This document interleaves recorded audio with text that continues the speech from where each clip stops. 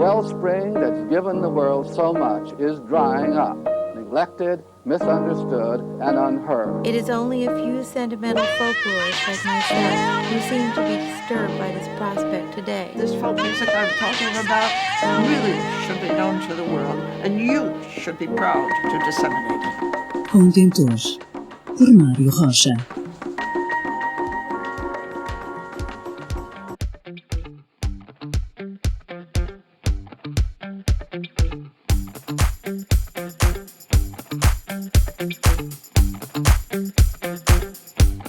Quando se fala em fontainhas, muito provavelmente, a primeira coisa que se salta na memória são as festas de São João. Porventura no Porto é o lugar que está mais associado a esta festa pagã, se bem que só passou a ficar conhecido junto do público portuense somente a partir da segunda metade do século XIX. A festa de São João é bastante mais antiga. Mas importa falar que nas fontainhas ocorre outro tipo de eventos onde se juntam bastante pessoas, embora em menos quantidade que na noite de 23 para 24 de junho. Aqui aos sábados de manhã já foi sítio da Feira da Vendôme, como é possível visualizar pelas imagens. Em 2016 passa a realizar-se na Alameda 25 de Abril, em Campanhã. Neste mesmo ano, a Feira dos Pássaros, vinda da Cordoaria, transfere-se para este local.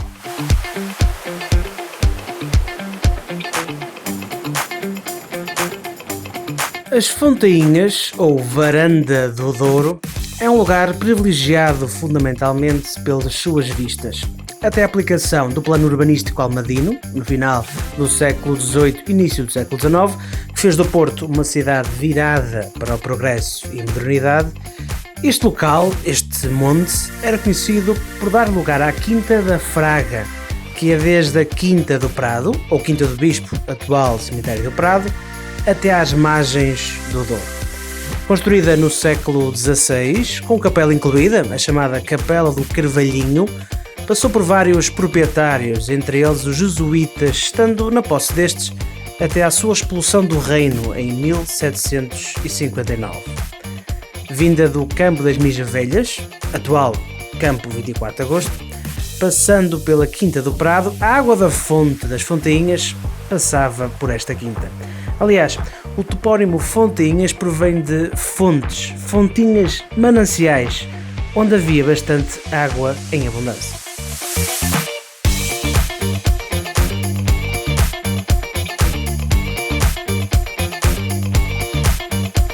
Já depois da revolta dos taberneiros e a consequente chegada de João de Almada ao Porto, foi instalado aqui o Matadouro das Fontainhas, vindo de uma localização próxima da Porta do Sol.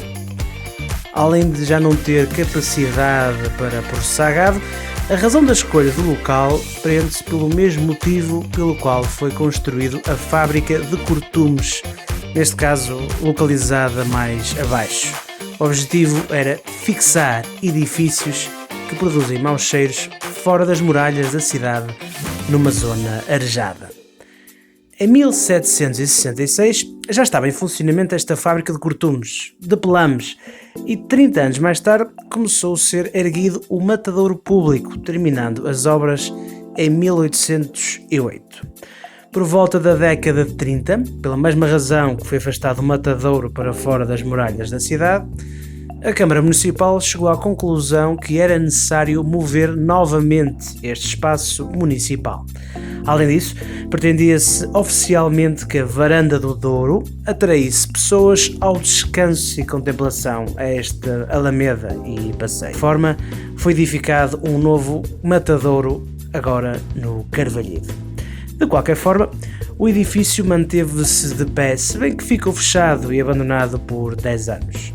Foi então que se entendeu efetuar uma reconstrução, tendo como finalidade albergar os presos da calcetaria, vindos do Aljube, situado na rua de São Sebastião e antes da Casa Pia, junto da Porta do Sol. Eram sentenciados, condenados a trabalho forçado nas ruas do Porto. Este edifício teve ainda outra função. Aqui esteve localizado o Asilo Portuense de Mendicidade, vindo do Palacete dos Sousa e Melo, na Quinta das Águas Férreas, próximo da atual Lapa. Ao longo dos vários anos de atividade, obteve várias doações monetárias. A partir de 1952, passa a chamar-se Lar Residencial das Fontainhas.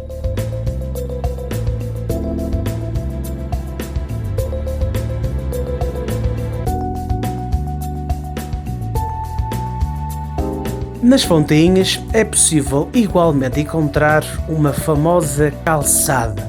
A Rampa da Corticeira, atualmente a Calçada das Carquejeiras, em homenagem às dezenas de mulheres, todas pobres e muito mal pagas, que subiam e desciam esta rampa bastante íngreme, mais de 200 metros de comprimento por 40 metros de altitude, para levar a carqueja vinda do Douro às padarias e casas senhoriais da cidade.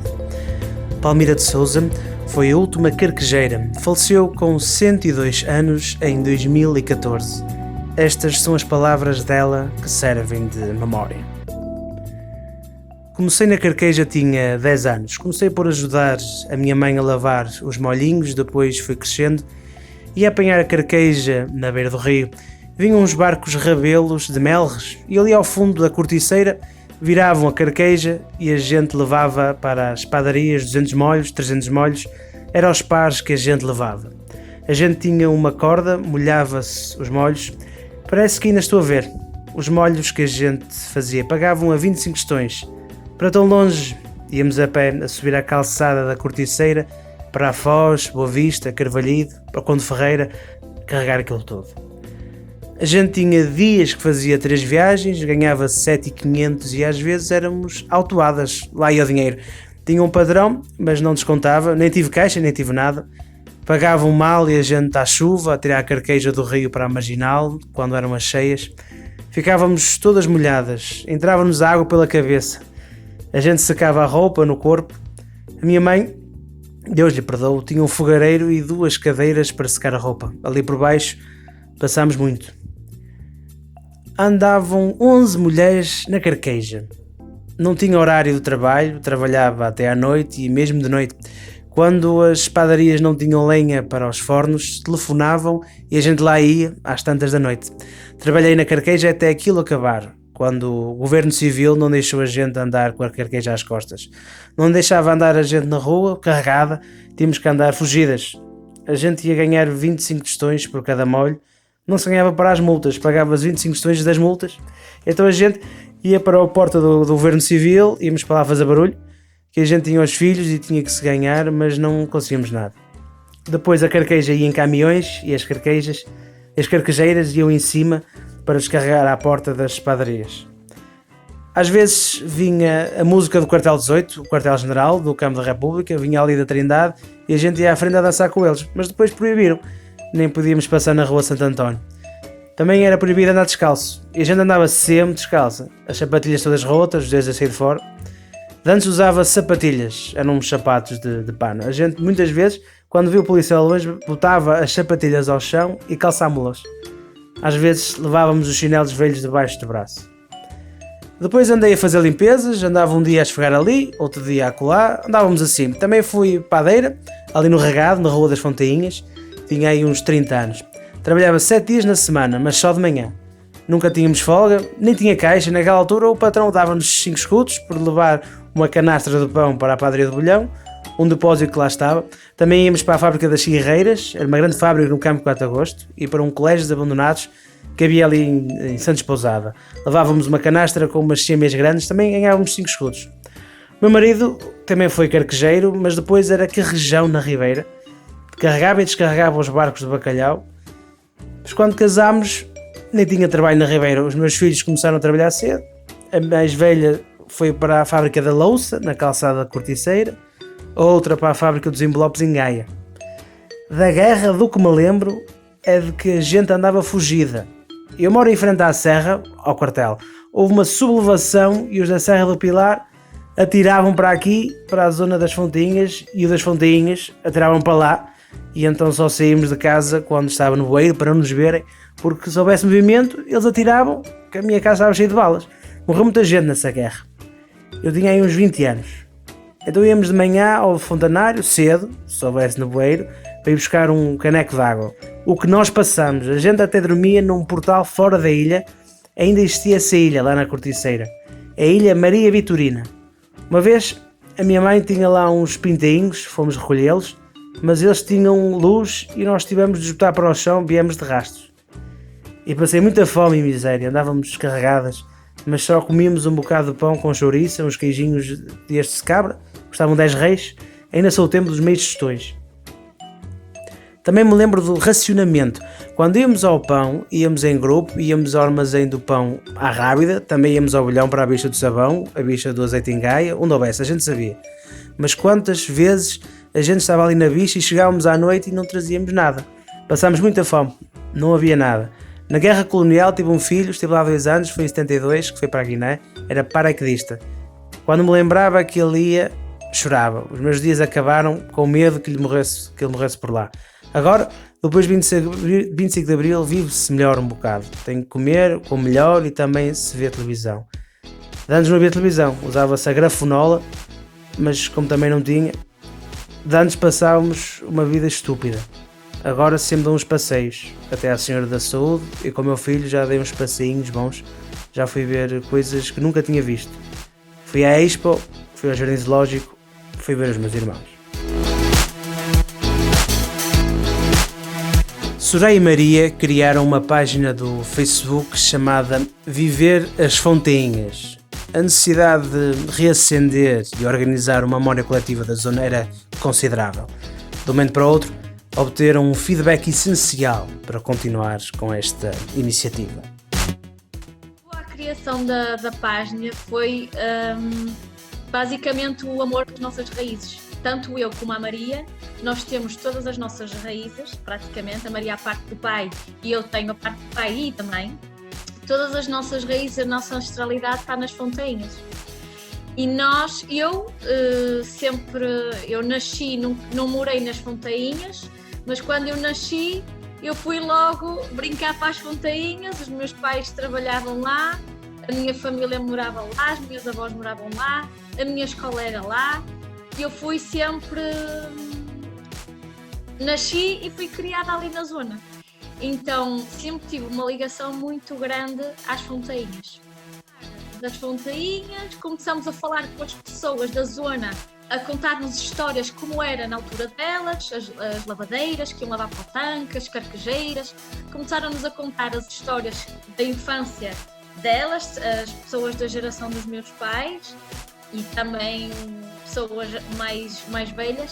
Começaram a contar-nos essas histórias e avivou mais o nosso amor por querer saber cada vez mais. Então a gente ficava tardes inteiras, se preciso, ouvi-las falar sobre, olha ali morava a tal, ali era o talho não sei o quê, a gente ia ali e comprava não sei o quê e era tão bom, e a broa do Sr. Agostinho e não sei o quê. E a gente ficava apaixonada e maravilhada a ouvir-nos falar dessas histórias. E pronto, e nasceu assim. O amor começou a difundir-se porque as pessoas punham muitas fotografias dos seus tempos, de antigamente, e depois um comentava, outro comentava. E as pessoas nós pedimos fotografias antigas, quem tivesse a trazer ao café dos meus pais. E olha, não estás a ver, toda a gente a trazer fotografias antigas, toda a gente a reunir-se ali à volta e a dizer, olha, esta era a tal, esta era aquilo, esta era aquela outra, e lembras-te disto, e lembras-te daquilo. Pronto, e isto foi simplesmente apaixonante de ver acontecer, as pessoas a reavivarem as suas memórias e o seu amor por aquela zona tão característica, que é uma zona do Porto que ainda mantém.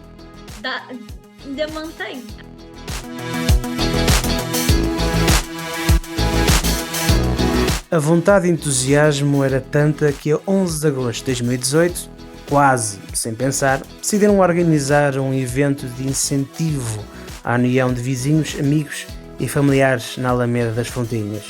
Ao mesmo tempo, serviu para que se fizesse uma recriação histórica da lavagem de roupa nos tanques das Fontainhas.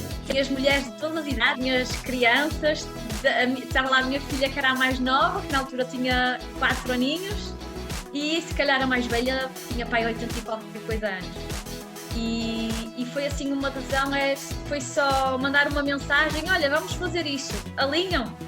sim, conta comigo, ou pelo Facebook, ou pelo Messenger, ou víamos na rua, e olha, vamos fazer isto, queres vir? É amanhã, não sei quantas horas.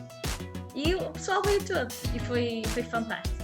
Sim, E era a única coisa que nós também fizemos foi arranjar, mesmo o arranjar as roupas e tudo, foi muito fácil, as pessoas começaram a trazer roupas antigas para a gente usar. Tivemos pessoas que, um senhor que arranjou o som, meteu música, tivemos também a ajuda da Junta de Bonfim, que nos pôs as mesas lá para a gente fazer tipo um piqueniquezinho, e foi maravilhoso. Tivemos também a nossa fadista lá, que canta uma música várias músicas, mas a mais que me toca sempre é das Fontainhas, que ela toca, que ela canta, e é impressionante. E então foi um dia muito emocionante. E também houve pessoas que levaram mesmo o sabão, não é? Usado na altura, e só sentir aquele cheirinho. E as bacias também, havia pessoas que tinham bacias de altura, de alumínio, que era o que se usava, os paus para estender a roupa, nós estendemos a roupa.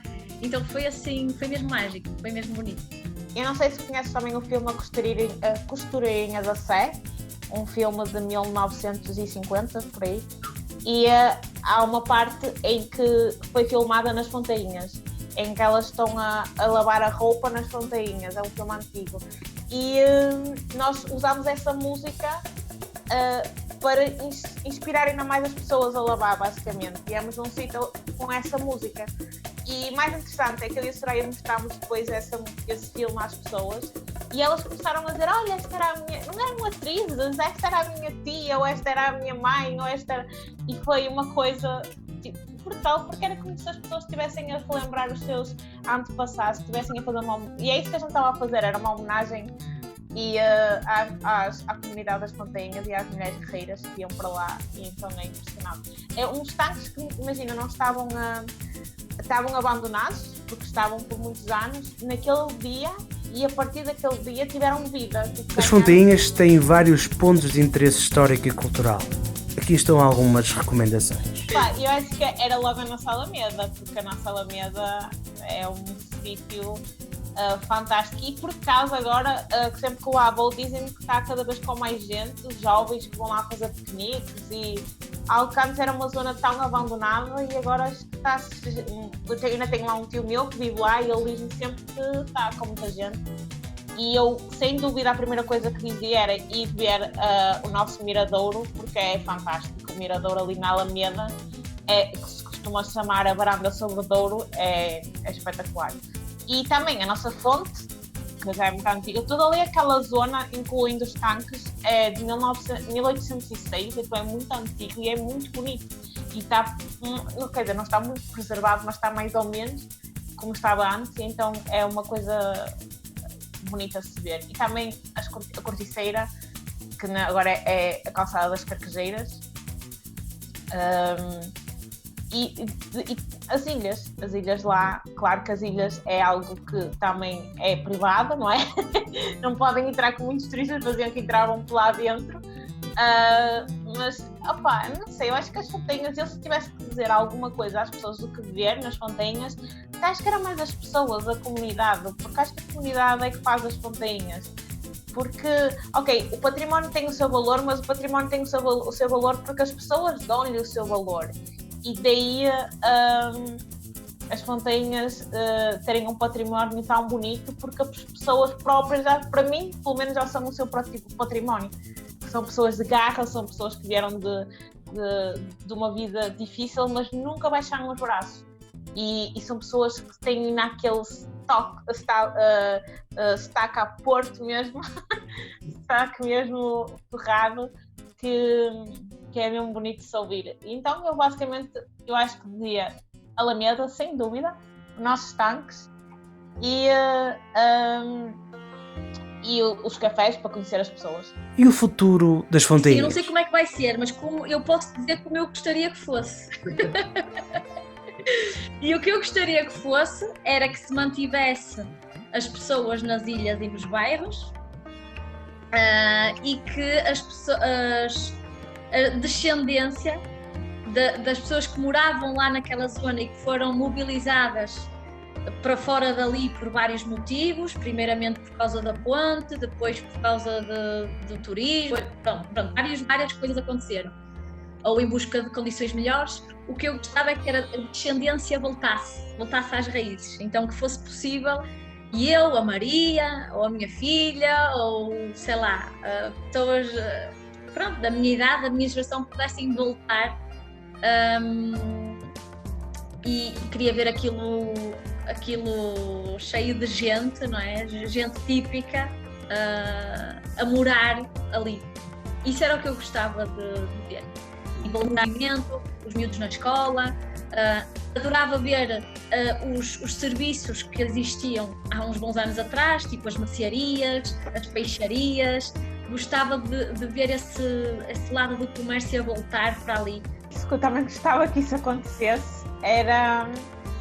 gostava que nunca se perdessem as memórias, porque são memórias tão lindas que as pessoas têm e que nem toda a gente as guarda, percebes? À medida que as gerações vão passando, as memórias vão se perdendo.